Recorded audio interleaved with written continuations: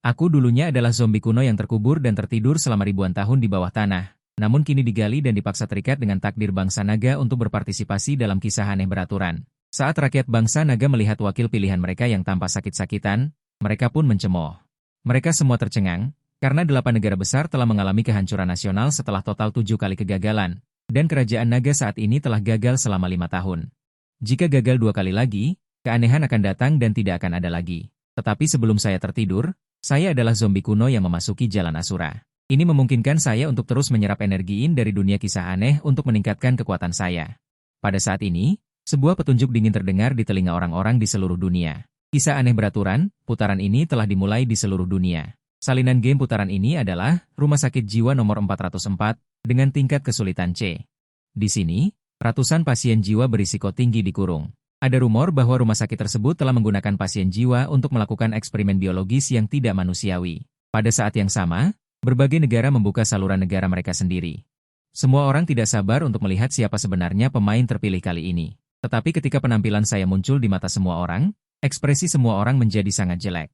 Saat ini, saya sedang mengamati lingkungan sekitar. Pipi saya cekung, kulit saya terlalu putih, dan tubuh serta anggota badan saya sangat kurus sehingga seolah-olah hanya kerangka. Penampilan saya benar-benar seperti hantu tua yang sakit-sakitan. Banyak orang naga bahkan mulai mengeluh. Apakah surga ingin menghancurkan kerajaan naga saya? Mengapa kerajaan naga kita tidak bisa memilih seseorang yang lebih kuat? Saya benar-benar menyerah. Kami tidak meminta bos. Bahkan orang normal pun bisa. Kenapa memilih orang sakit-sakitan? Yang di atas, jangan berteriak dulu. Perhatikan ekspresi orang ini, sepertinya ada yang tidak beres. Dia sepertinya sedang tersenyum. Saat ini, saya melihat selembar kertas menguning yang tergantung di dinding. Di atasnya tertulis dengan jelas aturan tabu rumah sakit ini. Jangan makan, termasuk bakpao daging dan masakan kecap. Aturan kedua, petugas keamanan bertanggung jawab untuk menjaga keamanan di malam hari. Jika Anda dalam bahaya, Anda dapat meminta bantuan petugas keamanan. Tetapi ingat, jangan membawa benda merah saat meminta bantuan. Jika tidak, petugas keamanan akan menganggapnya sebagai orang asing dan menyingkirkannya. Saat kamera bergerak, orang-orang di depan layar juga melihat tulisan di atasnya dengan jelas. Setelah memahami aturan dengan seksama.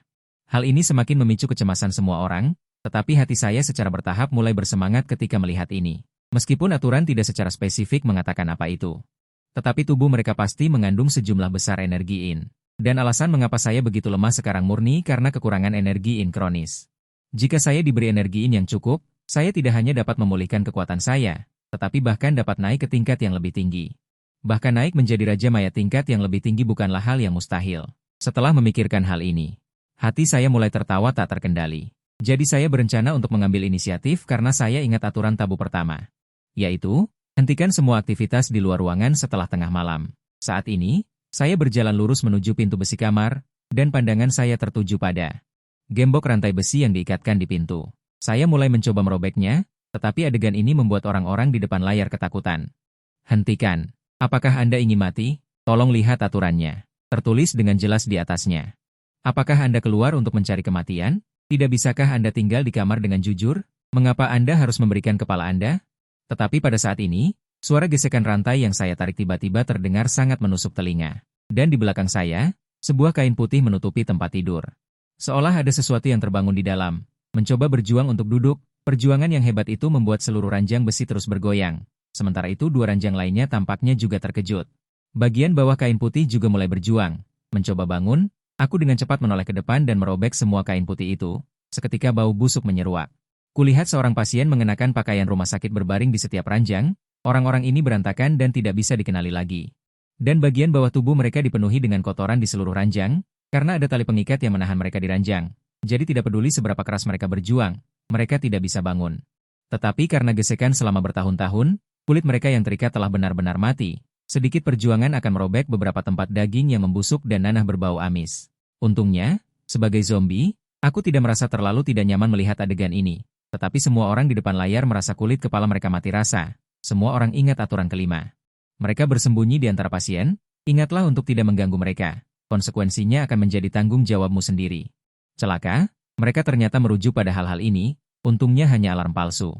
Orang-orang sakit jiwa ini sangat agresif, tetapi karena diikat dengan tali pengikat, mereka seharusnya tidak menimbulkan banyak masalah. Tunggu, ada yang tidak beres, salah satu tali pengikatnya sepertinya akan putus. Saat kata-kata itu jatuh, tali pengikat salah satu pasien tiba-tiba putus, Lalu orang itu tiba-tiba duduk dari ranjang.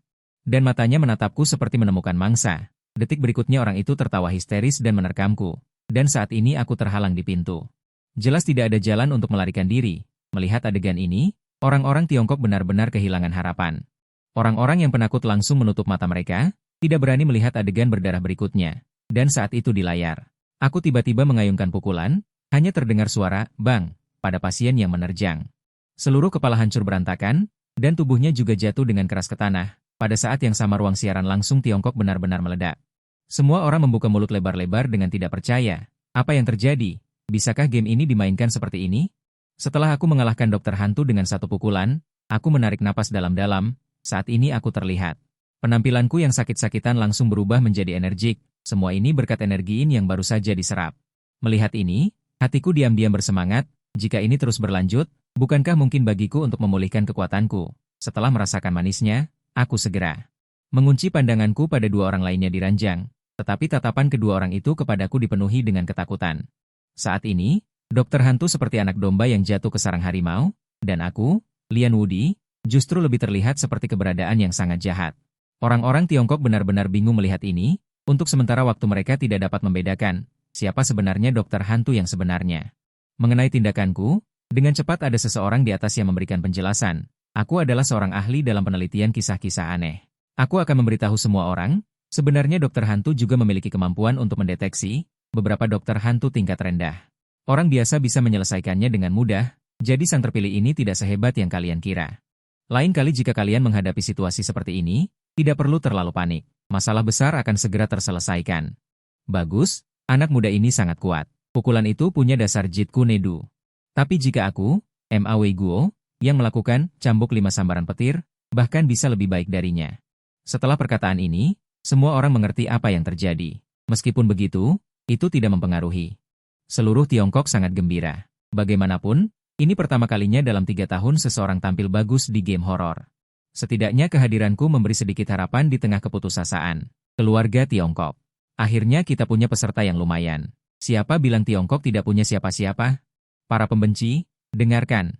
Mulai hari ini, Tiongkok bangkit. Tapi saat berikutnya, seseorang menemukan sesuatu dan berteriak. Lihat semuanya. Apa yang akan dia lakukan?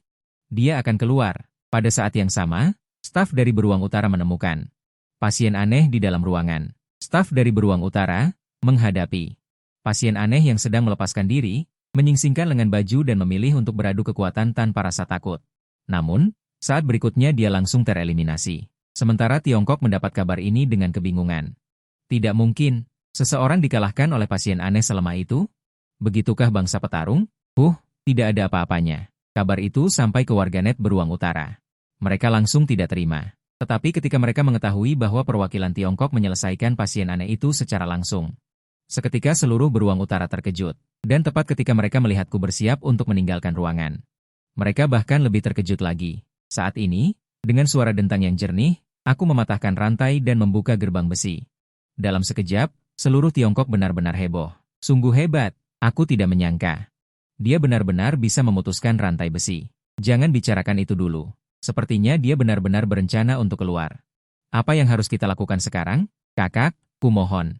Bertahanlah dan jangan gegabah, oke? Tapi aku tidak bisa mendengar permintaan semua orang. Aku langsung melangkah keluar menuju ketakutan yang tidak diketahui.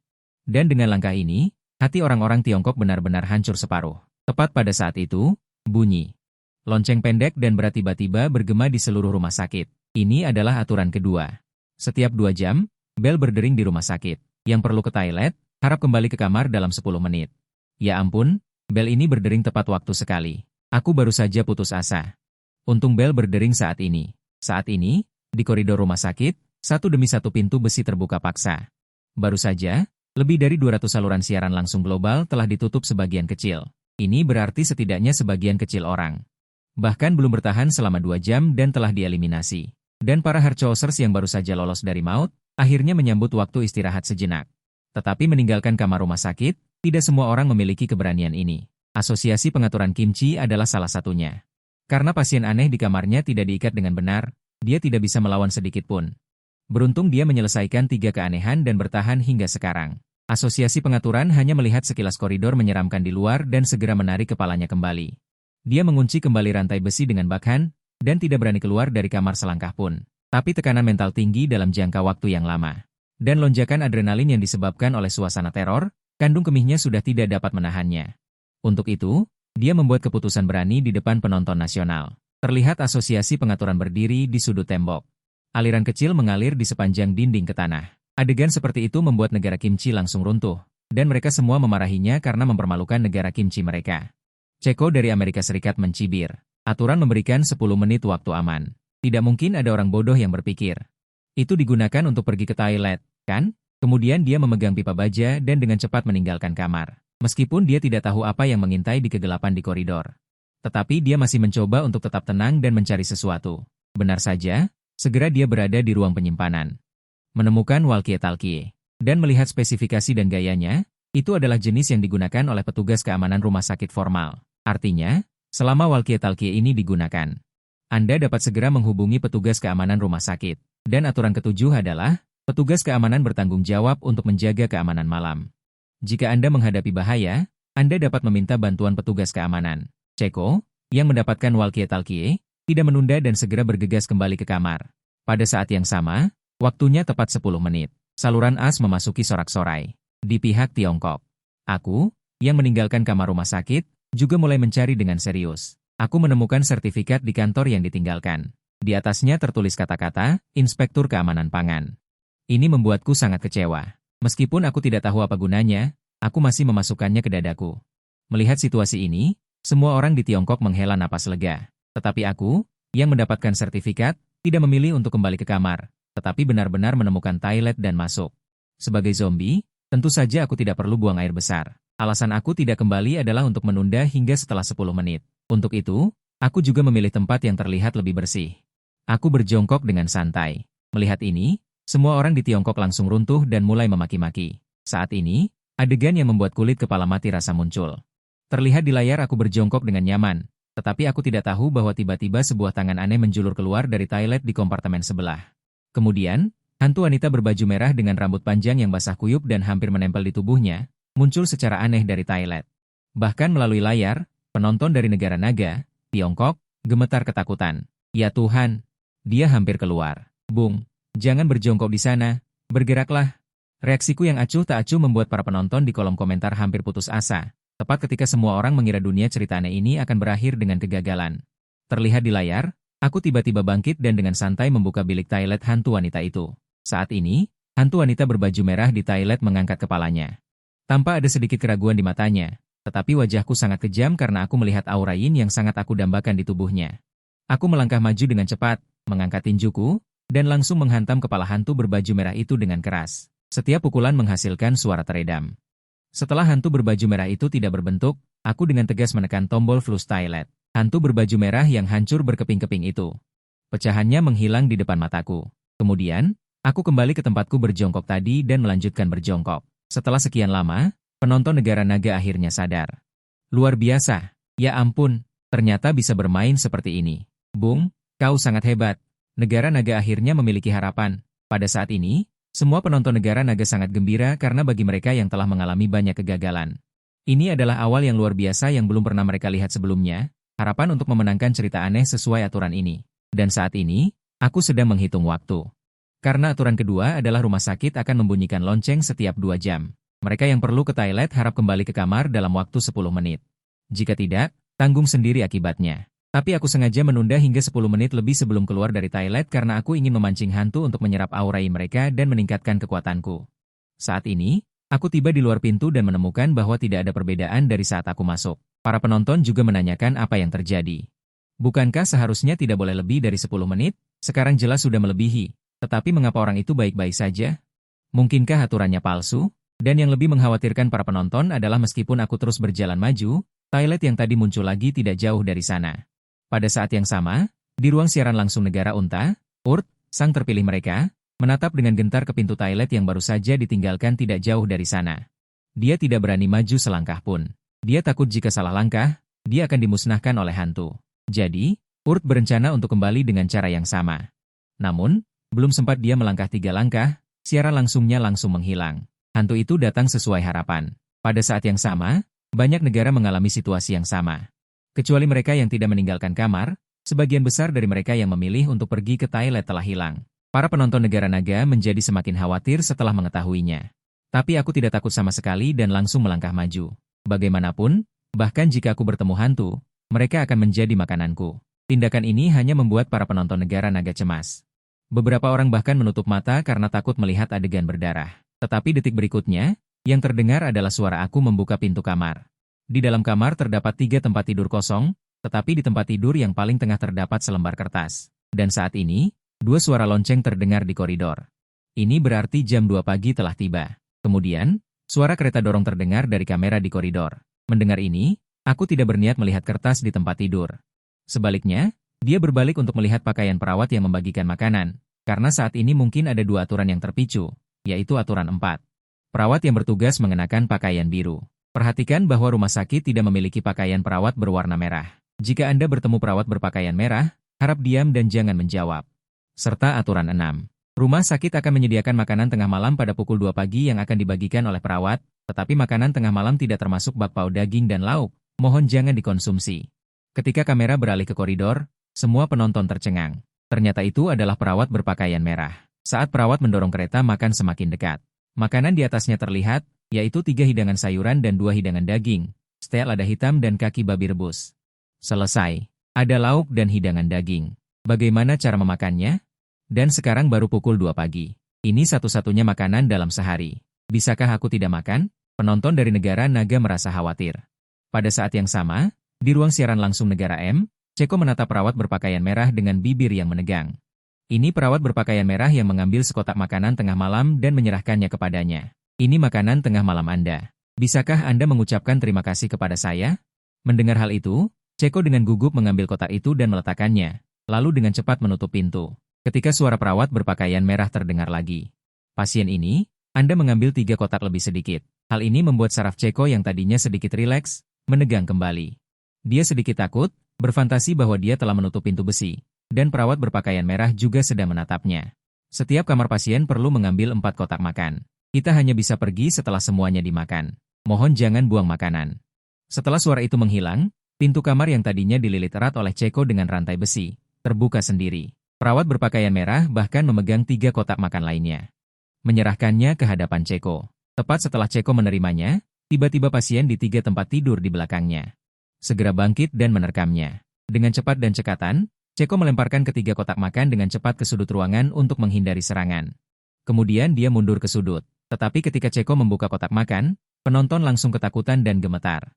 Apakah ini tangan manusia? Jelas tadi itu adalah kaki babi. Mengapa tiba-tiba menjadi tangan manusia? Lauknya sebenarnya terbuat dari daging manusia. Bagaimana dia bisa memakannya? Ekspresi wajah Ceko di layar juga menjadi semakin serius. Dia melihat makanan itu dan ragu-ragu untuk memakannya, seolah-olah sedang berpikir tentang bagaimana menghadapinya. Ini juga saat dia menyadari bahwa 3 pasien di kamar yang sama. Makan dengan lahap. Jadi Ceko akhirnya membuat keputusan. Dia dengan cepat memindahkan hidangan daging ke penutup di samping. Sementara 3 pasien itu asyik menikmati makanan, dia dengan cepat berjalan ke sisi mereka dan mendorong mereka ke depan. Lalu dengan cepat memegang hidangan sayuran dan kembali ke sudutnya. Ketiga pasien berwajah mengerikan itu tidak menolak siapapun yang datang. Setelah memakan semua hidangan di piring mereka segera berebut daging yang diletakkan oleh Ceko.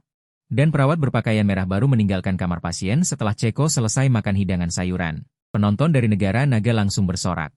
Hebat, Ceko benar-benar luar biasa. Kamu benar-benar dewaku. Di sisi lain, di siaran langsung negara Kimchi, terlihat perwakilan negara Kimchi memegang selembar kertas dan meringkuk di sudut. Ekspresinya ketakutan saat melihat perawat berbaju merah yang terus mendekat. Tingkat ketakutannya seperti memegang jimat penyelamatnya sendiri. Penonton negara Kimchi melihat ini dan mulai mengomel dengan masam. Astaga, terlalu pengecut. Orang ini benar-benar mempermalukan kita. Cepat buang kertas itu. Kenapa begitu gugup? Saat kamera mendekat, terlihat tulisan di kertas itu. Muncul di hadapan semua orang, jika Anda menerima kertas ini, harap tunggu kedatangan perawat berseragam biru. Dari sini, semua orang mengerti mengapa perwakilan itu sangat menghargai kertas itu. Itu memang jimat penyelamat. Saat ini, di layar, perwakilan yang sudah dipojokkan oleh perawat berbaju merah hampir pingsan di tempat. Namun, entah dari mana, perawat berseragam biru muncul di pintu dan langsung menarik perawat berbaju merah, lalu menyeretnya keluar di depan matanya. Melihat ini, perwakilan itu akhirnya bisa benar-benar bersantai. Kemudian, dia melahap semua makanan. Adapun kertas itu, masih digenggam erat di tangannya. Melihat ini, hati penonton negara kimchi akhirnya tenang. Namun, ketika layar benar-benar kembali ke saya, hati penonton negara naga kembali mencelos. Terlihat saya menerima 4 kotak makanan dan membukanya satu persatu di bawah pengawasan perawat berbaju merah. Meskipun makanan yang saya lihat jelas terbuat dari daging manusia. Tapi saya terkejut menemukan bahwa makanan ini, seperti hantu, ternyata mengandung energi yang sangat besar. Melihat ini, saya tersenyum lebar. Saya langsung memakannya di depan perawat berbaju merah. Setelah makan 4 kotak makanan, saya masih sangat bersemangat dan nafsu makan saya tinggi. Ekspresinya juga semakin bersemangat. Justru karena perubahan detail inilah yang membuat penonton tiba-tiba memiliki tebakan baru. Tiba-tiba seseorang menyadari keanehan saya dan berteriak. Sial, jangan-jangan. Semuanya, lihat, setelah saya selesai makan kotak makanan.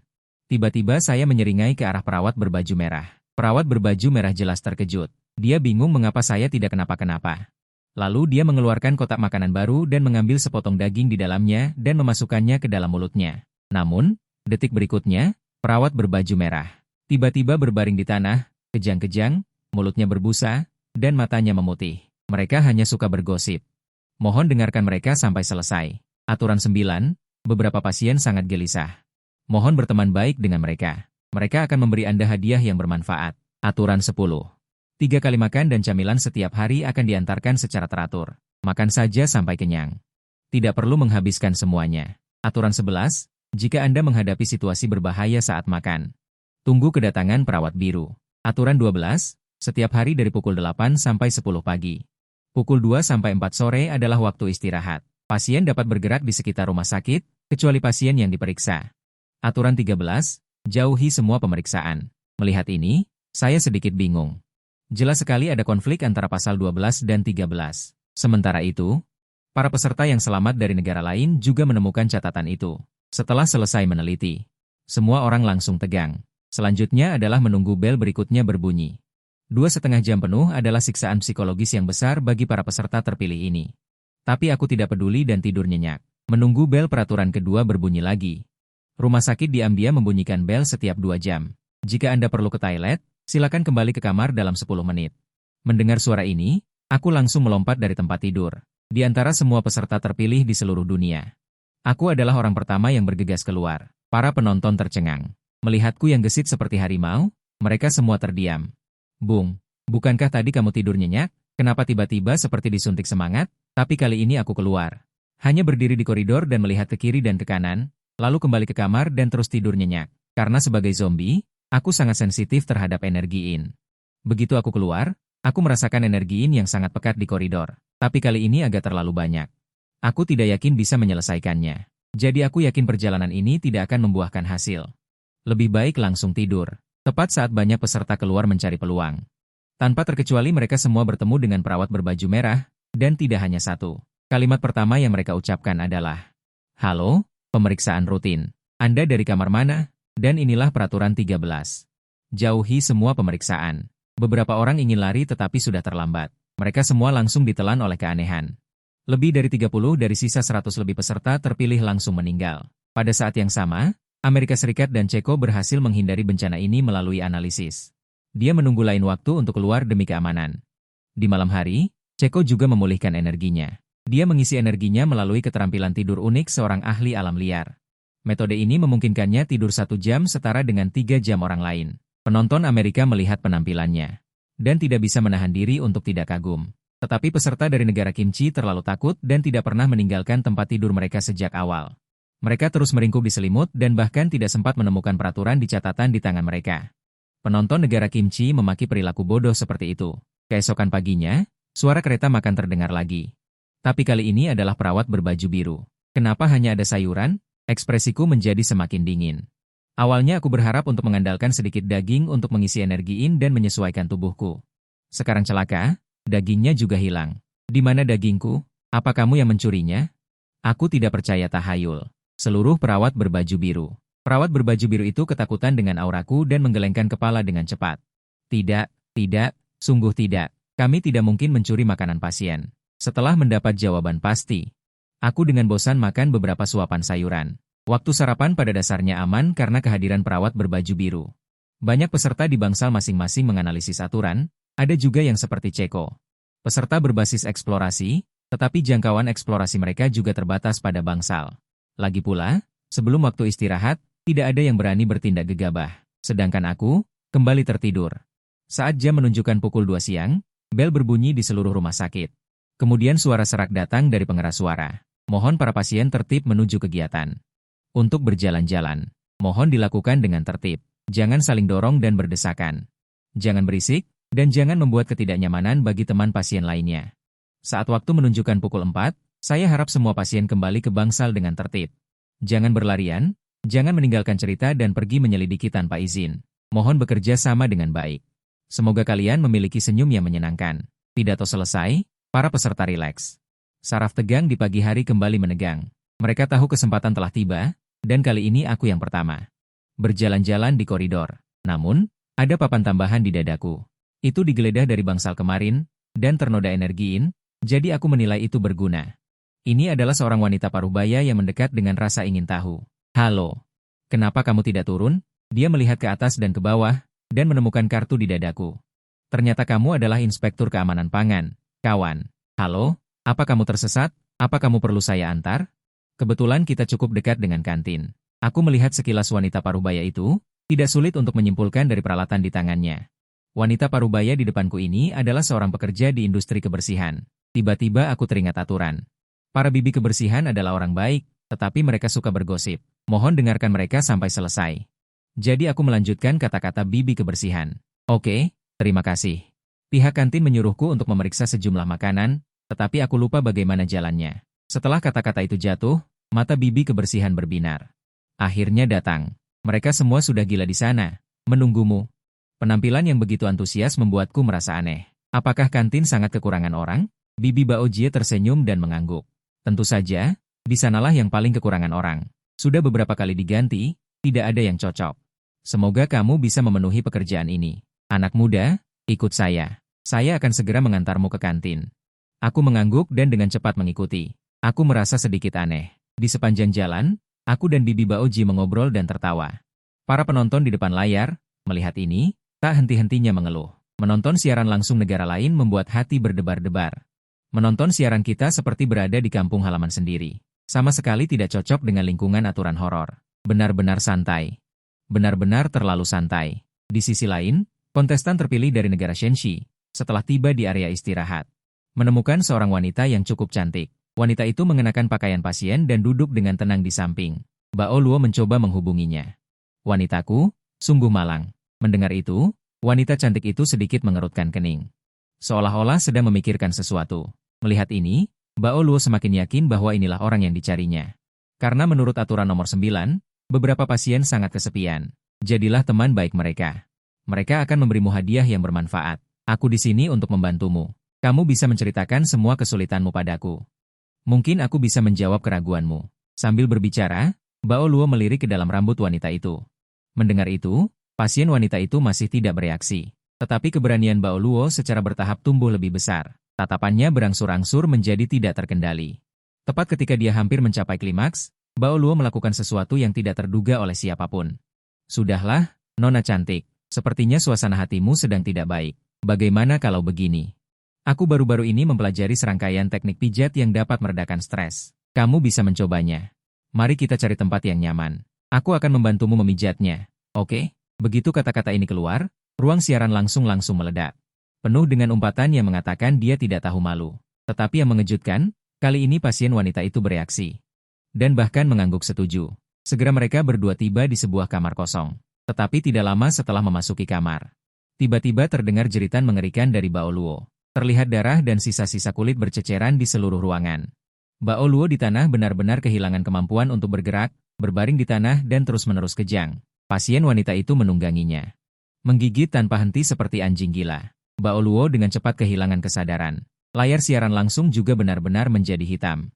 Adegan ini juga membuat penonton dari negara lain tidak bisa menahan diri untuk tidak berkeringat dingin. Pada saat yang sama, Ceko dari Amerika Serikat juga menemukan target mereka. Itu adalah seorang pria tua mengenakan pakaian rumah sakit. Dia duduk diam di sudut sambil terus-menerus memberi isyarat dengan tangannya. Ceko datang ke depan pria tua itu, matanya berubah menjadi tatapan lembut. Pak tua, bagaimana kalau kita bermain sut? Sejak kecil saya sangat suka bermain batu gunting kertas. Berbeda dengan Bao Luo, Pria tua ini dengan cepat merespons. Baiklah anak muda. Jika kamu menang, aku punya sesuatu untukmu. Mendengar ini, hati Ceko sangat gembira. Benar saja, pasien-pasien ini membutuhkan perkataan khusus untuk dipicu. Dia baru saja melihat pria tua itu bermain sud sendirian di sini. Jelas dia kekurangan teman bermain. Namun, tepat ketika Ceko semakin bangga, kata-kata pria tua itu berikutnya membuatnya merasakan hawa dingin. Tetapi jika kamu kalah, maka tinggallah di sini dan terus bermain denganku selamanya. Saat berbalik, pria tua itu menunjukkan senyum mengerikan. Mendengar ini, hati Ceko terkejut.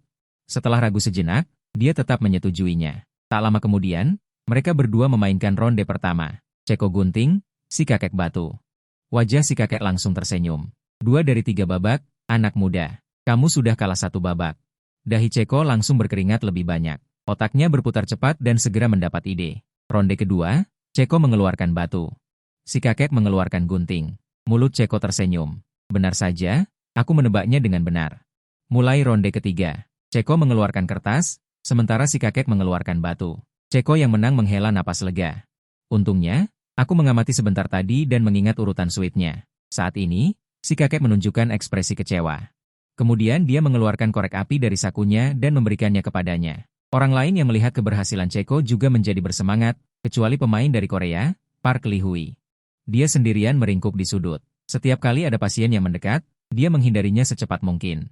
Karena beberapa kecelakaan sebelumnya yang tidak bisa dihindari, dia benar-benar membangun keyakinan. Lebih baik tidak melakukan apa-apa daripada melakukan kesalahan. Mungkin dia benar-benar bisa bertahan sampai akhir. Sementara itu, di bawah bimbingan Bibi Baojie, aku berhasil sampai ke dapur kantin. Ketika aku masuk, mataku langsung berbinar. Dapur dipenuhi dengan berbagai bahan segar, sangat beragam. Dan di atas hidangan-hidangan ini, ada aura yin yang kental, hampir mengkristal. Situasi ini langsung membuatku bersemangat. Aku yakin setelah menyerap semua aura yin ini, aku seharusnya bisa berhasil masuk ke tahap berikutnya. Namun, tepat ketika penonton dari Tiongkok melihat bahan-bahan ini, mereka hampir buang air kecil karena bahan-bahan yang menurutku lezat ini. Sebenarnya adalah beberapa anggota tubuh yang terputus dan berbagai organ. Adegan ini membuat hati penonton Tiongkok langsung tenggelam ke dasar. Tak lama kemudian, seorang pria yang mengenakan topi koki keluar dari dapur. Pria itu juga menyeret sepotong usus berdarah, membuat orang sangat tidak nyaman. Dan saat ini, ekspresiku yang tenang juga membuatnya sedikit terkejut. Dia meletakkan sosis darah itu di talenan dengan pisau dapur. Langsung dipotong menjadi 3 bagian. Terakhir, dia mengangkat sepotong usus dan menghampiriku. Kamu adalah pemeriksa video baru? Kualitasnya lumayan bagus, lebih baik dari yang sebelumnya. Sambil berbicara, pria itu menunjuk ke sebuah sudut. Di sana, tumpukan tulang belulang bertumpuk 3 atau 5. Dan di dada mereka, tergantung lencana yang sama denganku. Saat itu, kepala koki menyeringai dan memasukkan sosis darah segar langsung ke mulutnya dan menelannya. Kemudian dia menyeringai padaku dan berkata, "Anak muda, ini adalah makan malam yang sudah disiapkan untukmu. Total ada 20 piring, dan aku sangat menuntut makanan. 1, harus dicicipi satu persatu. Untuk memastikan makanan tidak ada masalah." Kepala koki mengangkat pisau tulang tangannya dan berkata dengan wajah muram, "Jangan coba-coba membodohiku. Aku akan mengawasimu di sini. Jika terjadi sesuatu, kau tahu apa yang akan terjadi." Dia berkata sambil melihat beberapa kerangka di samping, memperingatkanku. Adegan seperti itu membuat penonton dari Tiongkok langsung putus asa. Perlu diketahui bahwa orang normal yang memakan makanan ini pasti akan mati. Tetapi detik berikutnya, mata mereka menunjukkan ekspresi terkejut. Aku terlihat tidak ragu sama sekali, langsung mengambil piring pertama dan memakannya. Dan piring pertama adalah usus goreng utuh. Hanya melihatnya saja sudah membuat kulit kepala terasa mati rasa. Di atasnya terdapat lendir berdarah. Dan berbagai macam sekresi. Terlihat sama sekali belum diproses. Namun, hidangan yang begitu mengerikan dan menjijikan ini membuat semua orang tidak menyangka bahwa aku tidak hanya tidak menunjukkan ekspresi lebih baik mati. Tetapi ekspresiku juga sangat bersemangat. Setelah menyelesaikan hidangan pertama, aku mengacungkan jempol kepada kepala koki. Luar biasa, sudah lama aku tidak makan hidangan lezat seperti ini. Kepala koki, keahlianmu terlalu tinggi. Aku kagum.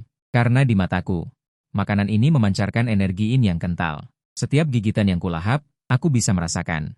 Kultivasiku meningkat dengan cepat. Perlu diketahui bahwa aku sebagai zombie telah mengintai di dunia manusia begitu lama. Kultivasiku hanya beberapa ratus. Dan gigitan ini hampir setara dengan 10 tahun latihanku. Saat ini, kepala koki tertegun mendengar pujianku. Dia sudah di sini. Menjadi kepala koki begitu lama. Aku ingat terakhir kali aku mendengar pujian adalah terakhir kali. Selain itu, sebagian besar orang berbohong karena ancamannya. Tapi penampilanku barusan membuatnya ragu. Bahasa bisa berbohong, tetapi reaksinya tidak bisa salah. Penampilan menikmati saya tadi benar-benar tidak seperti pura-pura, hanya terlihat guru tua agak meragukan diri sendiri. Melebarkan mata, benarkah? Setelah mendengar pujian tulus saya. Mana mungkin palsu, benar-benar luar biasa, dan juga rasa para ibu. Mendengar guru tua menunjukkan ekspresi gembira dan tertawa terbahak-bahak, adik kecil punya selera.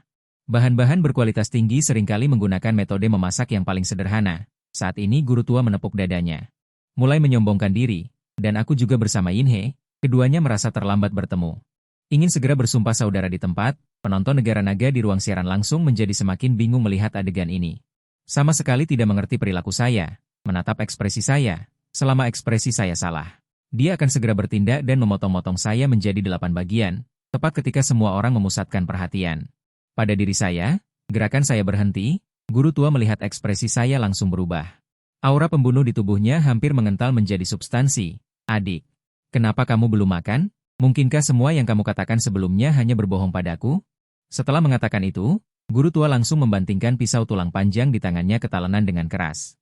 Orang-orang dari negara lain melihat saya dipermalukan dan merasa senang melihat lelucon, tidak tahan lagi kan? Sudah kubilang anak ini pasti berpura-pura, hidangan kedua tidak bisa dimakan.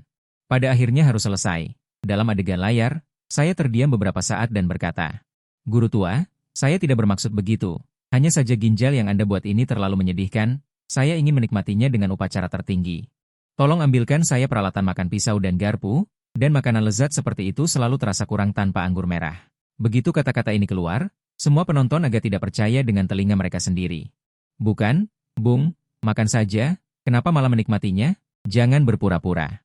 Kulihat dia sudah sekarat tetapi masih keras kepala, pasti tidak bisa makan." Baru mencari alasan seperti ini, dia pasti ingin memprovokasi guru tua. Dan saat ini guru tua tertegun sejenak sebelum bereaksi, tertawa terbahak-bahak, adik memang punya selera. Benar-benar tahu bagaimana menikmati, kebetulan aku hanya punya sebotol jus yang diperas, sudah disimpan selama bertahun-tahun. Biasanya aku sendiri pun tidak tega meminumnya. Hari ini kamu beruntung, sambil berkata guru tua mengambil dari dalam kotak. Dia mengeluarkan sebuah toples yang tertutup rapat, dan saat toples itu dibuka, gas berwarna ungu kehitaman melesat ke langit-langit. Mengikis lubang besar di langit-langit, Tushizang menuangkan secangkir cairan dari toples itu, aroma amis yang kuat. Seketika memenuhi seluruh dapur belakang, cairan itu mendidih dan mengeluarkan uap panas, ada sesuatu yang menggeliat di dalamnya. Membuat orang merinding, para penonton seolah bisa mencium baunya melalui layar, dan mereka semua berteriak tak terkendali. Melihat ini, aku malah tertarik. Tushizang mulai menjelaskan cairan di cangkir itu, "Saudaraku, ini resep rahasiaku. Aku memikirkannya lama dan meraciknya. Tidak hanya kaya akan organ, tetapi juga dicampur dengan berbagai ramuan dan serangga. Singkatnya, ini sangat bergizi." Aku mengangguk, karena kakak begitu ramah. Kalau begitu aku juga tidak akan sopan. Hubungan yang dalam, sekali teguk. "Ayo." Aku langsung mengangkat cangkir logam, mendongak dan meminumnya sampai habis. Seketika aku merasa ada energi yang sangat murni berkumpul di dalam tubuhku. Jadi aku mempercepat, mulai mencicipi hidangan, dan sambil makan, aku tidak lupa memuji kelezatan masakan Tushizang. Mendengar ini, Tushizang langsung tersipu dan penuh semangat. Seolah-olah kuda terbaik bertemu dengan penemunya. "Saudaraku, makanlah perlahan. Jangan tersedak, atau istirahatlah sebentar, jangan terlalu terburu-buru." Mendengar dia menyuruhku makan perlahan. Aku langsung tidak senang. "Kakak, jangan membujukku. Aku belum pernah makan makanan seenak ini selama beberapa kehidupan. Biarkan aku makan sepuasnya. Jika kau membujukku lagi, jangan salahkan aku jika aku marah." Bagaimanapun juga, sulit untuk menemukan kesempatan untuk mengisi energi sebanyak ini, aku tidak bisa melewatkannya. Kata-kataku meledak di telinga Tushizang. Seluruh tubuhnya bergetar tak terkendali, bahagia seperti anak kecil. Matanya juga menjadi basah, tapi aku tidak peduli, dan aku makan dengan sekuat tenaga. 2 menit kemudian, aku telah menghabiskan semua hidangan. Piring-piring itu bahkan kujilat hingga bersih. Saat ini, aku menunjukkan ekspresi tidak puas. Dan Tushizang sepertinya melihat bahwa aku sedikit tidak puas dan bertanya dengan rasa ingin tahu. "Saudaraku, kau telah menyelesaikan penilaian video ini, tetapi raut wajahmu terlihat tidak baik. Apakah ada sesuatu yang membuatmu tidak puas?" Aku bersendawa tepat sasaran, aku masih sedikit lapar. "Bisakah aku terus makan?" Begitu ucapan itu terlontar, layar obrolan langsung hening seketika. Otak semua orang seolah mengalami hang. "Bukan, sudah cukup. Apakah kau benar-benar ketagihan? Apa dia agak masokis? Bung, apa yang kau lakukan?" Sudah menyelesaikan tugas, kenapa belum pergi juga? Apa otaknya korslet? Apa dia benar-benar menyukai makanan ini? Guru Tu juga terkejut dengan perkataanku. Kau masih ingin makan? Aku mengangguk memastikan. Hari ini kau boleh makan sepuasnya. Semua hidangan di sini milikmu. Mau makan sebanyak apapun, silakan. Kalau ada apa-apa, biar aku yang tanggung. Mendengar itu, aku merasa lebih tenang. Lalu, aku membidik sisa hidangan dan mulai makan dengan gila-gilaan lagi. Kecepatannya tidak hanya tidak melambat, malah semakin cepat. Melihatku makan tanpa henti, Guru Tu sangat tersentuh. Namun, para penonton siaran langsung justru merasa otak mereka berdengung. Seseorang mengingatkan. Sesuai aturan, menyelesaikan tugas biasanya akan mendapatkan hadiah. Aku tidak tahu kali ini, dengan menyelesaikan tugas melebihi target. Hadiah seperti apa yang akan didapatkan? Saat aku selesai berbicara, Guru Tu mengeluarkan sebuah kotak. Selain itu, ini ada lonceng untukmu. Guru Tu menyerahkan sebuah lonceng kuno kepadaku. Dan setelah aku menerima lonceng itu, aku langsung merasakan energi yang melekat padanya. Guru Tu mulai menjelaskan. Selama kau menginginkan lonceng ini, aku akan membantumu. Tapi hanya ada satu kesempatan. Selain itu, ini adalah harta karun. Bagaimana cara menggunakannya? Aku juga tidak tahu. Kau harus menjelajahinya sendiri. Mendengar itu, aku mengucapkan terima kasih dengan penuh rasa syukur. Kemudian, aku mengarahkan pandanganku ke kotak kayu itu. Di dalamnya ada sekitar belasan barang. Semua barang itu adalah barang-barang serba-serbi. Kebanyakan berhubungan dengan profesi koki. Lalu, aku memilih di dalamnya 3 barang terberat. Masing-masing adalah sebuah pisau dapur, sebuah rolling pin, dan sebuah cincin. Setelah aku menyimpan barang-barang ini, aku berpamitan dengan Guru Tu. Aku bersiap untuk kembali ke kamar. Sebelum pergi, aku tidak lupa berpesan. Guru Tu berkata, cepat buat hidangan baru. Aku belum kenyang. Ucapan ini langsung membuat Guru Tu tercengang. Sudut mulutnya tidak bisa berhenti berkedut. Wah, kau benar-benar tidak menganggap dirimu orang luar. Di sisi lain, ruang siaran langsung sudah meledak. Mereka semua membahas hadiahku. Sementara itu, para petinggi Departemen Misteri negara lain juga ikut menganalisis situasi. Terutama lonceng yang kudapatkan, terlihat sangat luar biasa. Pasti ada kegunaan yang besar. Sayangnya, aku memang sangat licik. Sama sekali tidak mengungkapkan sedikit pun tentang cara menggunakan lonceng itu. Selain fungsi memanggil Guru Tu, jika hanya memanggil Guru Tu, fungsi ini tidak bisa dianggap remeh. Selama tidak buta, semua orang bisa melihat perbedaan kekuatan Guru Tu dengan entitas aneh lainnya. Mendapatkan bantuan Guru Tu tidak diragukan lagi meningkatkan peluang kemenanganku. Saat ini, ketika aku kembali ke kamar, yang lain juga secara bertahap kembali ke kamar, tetapi kebanyakan dari mereka kembali dengan tangan kosong. Hanya Sakuk Zech dari Amerika Serikat yang penuh sesak. Dan kali ini, salinan hanya memakan waktu kurang dari 2 hari. Hanya ada kurang dari 20 kandidat global yang tersisa. Terlihat betapa sulitnya kali ini. Dalam sekejap mata, tibalah pukul 4 sore. Matahari di langit tiba-tiba menghilang, dan bayangan menjadi padat. Rasa dingin yang menyeramkan menyebar, membuat suasana hati para kandidat semakin berat. Tiba-tiba, lampu di ruangan itu mulai berkedip, menimbulkan bayangan aneh. Beberapa kandidat ketakutan saat melihat ini, tetapi beberapa pemain memiliki hati yang besar dan langsung tertidur. Sementara Zech terus-menerus memeriksa sekeliling dengan waspada, dan dari waktu ke waktu dia akan melihat ke arahku. Dia sepertinya merasakan bahwa aku harus menjadi musuh yang tangguh. Aku masih tanpa ekspresi, tidak tahu apa yang kupikirkan. Pada saat ini, beberapa bayangan dengan cepat melesat melewati bangsal di lorong. Dan tanah bergetar hebat, seolah-olah ada gempa bumi. Semua orang bingung. Apa yang terjadi? Apakah ada yang salah? Omong kosong. Orang bodoh pun bisa melihat ada yang salah. Apakah kau perlu mengatakannya? Pikirkan cara, kita tidak bisa hanya menunggu untuk mati di sini. Ini adalah suara gemetar dari Teta Bo Adolf yang entah sejak kapan bersembunyi di dekat gerbang besi. Selesai, kali ini benar-benar selesai. Kalian cepat lihat, di luar penuh monster. Begitu kata-kata itu diucapkan, monster berambut panjang dan bermata satu tiba-tiba muncul. Tetapi untungnya ada perlindungan gerbang besi yang nyaris menghentikannya. Pemain Teta Bo sangat ketakutan hingga kakinya lemas, dan dia merangkak kembali ke tempat tidur. Tetapi segera lebih banyak monster bergegas keluar, dan gerbang besi dengan cepat berubah bentuk di bawah benturan mereka.